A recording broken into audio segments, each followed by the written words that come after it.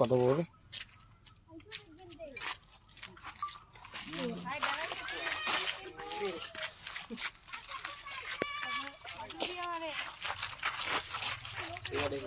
Bike করে দিতে পারো, হ্যাঁ বাইক করে দিতে, যে কোনো মুহূর্তে বাইক করে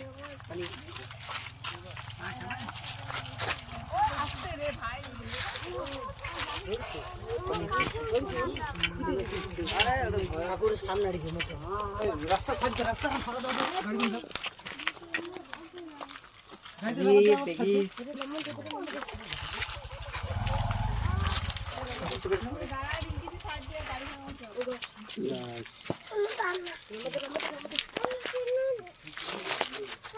ধরে রেখেছি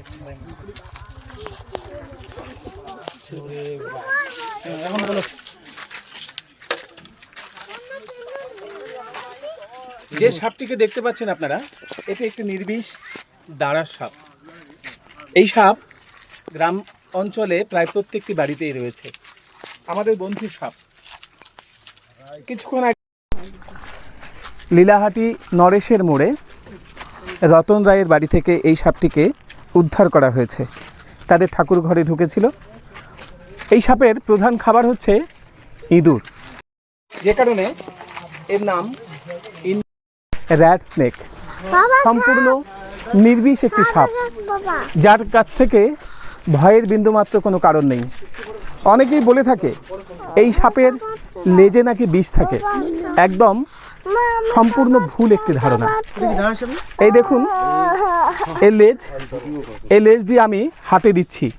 অনেকেই বলে থাকে, একদম বেশিরভাগ লোকে এই ভুল ধারণার বশবর্তী হয়ে বলে যে দাঁড়ার সাপের লেজে নাকি কাঁটা থাকে, বিষ থাকে। দেখুন কোথাও কিচ্ছু নেই। এটা ওর পায়ু ছিদ্র, কোথাও কাঁটার চিহ্ন মাত্র নেই।